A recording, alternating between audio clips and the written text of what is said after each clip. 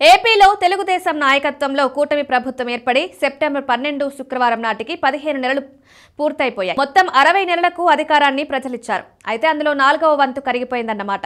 ఈ కీలక సమయంలో కూటమి ఏపీలో సాధించిన విజయాలేమిటి, ఇబ్బందులేమిటి అన్నది ఒకసారి నిమర్ వేసుకోవాల్సిన అవసరం ఉంది. చంద్రబాబు నాయకత్వంలో 2024 జూన్ 12న విజయవాడ వేదికగా మొత్తం 24 మంది మంత్రులతో కూటమి కొలువుదీరింది. ఇందులో 20 మంది టీడీపీకి చెందిన వారుంటే 3 జనసేన, 1 బీజేపీకి చెందిన వారున్నారు.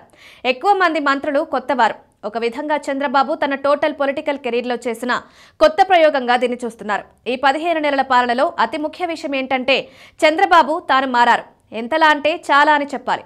గతంలో ఒక నిర్ణయం తీసుకోవాలంటే చాలా కాలం పట్టేది. అలాంటిది ఇప్పుడు రాజకీయంగా అయినా పాలనాపరంగా అయినా వేగంగా నిర్ణయాలు తీసుకుంటున్నారు. నామినేటెడ్ పదవుల భర్తీయే అందుకు ఉదాహరణ. సంక్షేమ పథకాల అమలులో కూడా జోరు చూపిస్తున్నారు. మరోవైపు అభివృద్ధి విషయంలో స్పీడ్గా అడుగులు వేస్తున్నారు. ఇంకోవైపు రేపే మళ్లీ ఎన్నికలు అన్నట్లుగా ఏపీ అంతా చుట్టబెడుతున్నారు.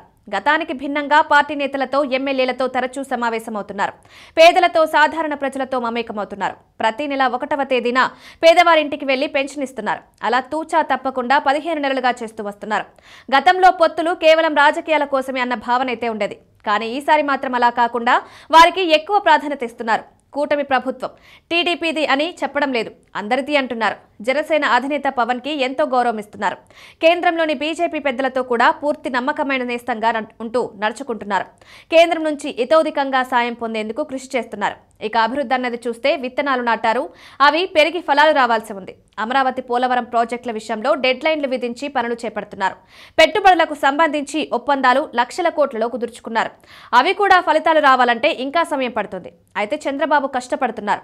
అభివృద్ధి చేయాలన్న తపన ఆయనలో ఉందన్నది మాత్రం జనాలు అర్థం చేసుకోవడం కూటమి సాధించిన పెద్ద విషయమని చెప్పాలి. ఇక చూస్తే ఏపీలో సూపర్ 6 పథకాల అమలు మీద చాలా వరకు సంతృప్తి అయితే ఉంది. కానీ ఇంకా అసంతృప్తులు కూడా ఉన్నాయి. రైతాంగంలో పూర్తి స్థాయిలో 20,000 రూపాయలు ప్రభుత్వమే ఇవ్వచ్చు కదా అంటుంది. ఇంకా అర్హత కలిగిన వారున్నారని అంటున్నారు. తల్లికి వందనం విషయంలో కూడా పూర్తి 15,000 చెల్లించాలని కోరిక అయితే ఉంది. అర్హత పేరుతో కోతలు లేకుండా అందరికీ వర్తింపజేయాలని ఉంది. 3 గ్యాస్ సిలిండర్ల విషయంలో ఎప్పటికప్పుడు డబ్బులు ఖాతాలో పడేలా చూస్తే బాగుంటుందంటున్నారు. ఉచిత బస్సుల విషయం తీసుకుంటే లగ్జరీ బస్సులను పక్కన పెడితే డీలక్స్ దాకా ఉచితం కల్పించాలని కోరుతున్నారు.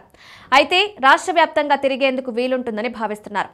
ఏపీలో అప్పులు పెద్ద ఎత్తున పెరిగిపోయాయన్న ఆందోళన అయితే మేధావుల్లో ఉన్నత వర్గాల్లో ఉంది. దానికి కారణం ఉచిత పథకాలకు ఎక్కువగా వెచ్చిస్తున్నారని, పన్ను కట్టేవారు అంతా కొంత అసంతృప్తిగా ప్రభుత్వం మీద ఉన్నారంటున్నారు. కేవలం 15 నెలల్లోనే 2 లక్షల కోట్ల అప్పులు చేయడం రాష్ట్ర ఆదాయానికి, ఆరోగ్యానికి మంచిది కాదని అంటున్నారు. ఏపీ సొంతంగా ఆర్థిక స్థిరత్వం సాధించడానికి చాలా కాలం పడుతుందని, ఈలోగా సంపద సృష్టి పెద్దగా జరిగేది ఉండేదని అంటున్నారు. అందువల్ల ఖర్చులు వీలైనంత తగ్గించుకొని ఉత్పాదక రంగాల మీదనే అప్పులు తెచ్చిన నిధులు పెడితే బాగుంటుందని సూచిస్తున్నారు. ఉచితాల మీదైతే వైముఖ్యమున్న వర్గాలలో విద్యావంతుల్లో కనిపిస్తోందంటున్నారు. కూటమి ప్రభుత్వంలో చాలా మంది ఎమ్మెల్యేల తీరు మీద విమర్శలున్నాయి. అవినీతి చేతులు దాటిపోతోంది. చాలా చోట్ల సామంతరాజుల మాదిరిగా ఉంటూ చేస్తున్న అధికారిక పోకడల పట్ల జనంలో ఆగ్రహం వస్తోంది. ఒక లిక్కర్ విషయంలో విమర్శలున్నాయి. బెల్ట్ షాప్లకు హద్దు పద్దు లేకుండా పోతోంది. ఉచిత ఇసుక పథకం సరిగ్గా లేదని విమర్శలు వస్తున్నాయి.